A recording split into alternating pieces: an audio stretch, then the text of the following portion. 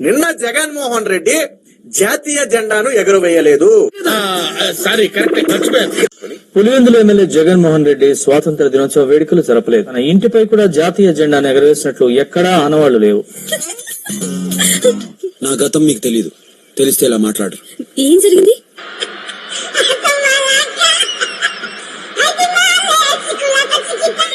ఎందుకు ఎగురవేయలేదు? ఏమి జ్ఞానం ఉందో, ఏమి బుద్ధి ఉందో, ఏమి నీకు బుర్ర పనిచేస్తా ఉందా, పని చేయడం లేదా, నాకైతే అర్థమే కాదమ్మా. పులివెందుల కార్యాలయంలో జరిగిన స్వాతంత్ర దినోత్సవ కార్యక్రమానికి హాజరు కాలేదు. చిచ్చి, ఈ దేశంలో జాతీయ జెండాని ఎగరవేయకుండా ఉన్నారు అంటే అది one and only Jaganmohan Reddy మాత్రమే. ఎందుకు పుడతారో కూడా తెలియదండి మనుషులు. కొంతమంది బేసిక్ సెన్స్ ఉండదు మనుషుల దగ్గర. నాకు షాల్వా కప్పాల్సింది పోయి, నన్ను పొగడాల్సింది పోయి, ఏంది మాటలు?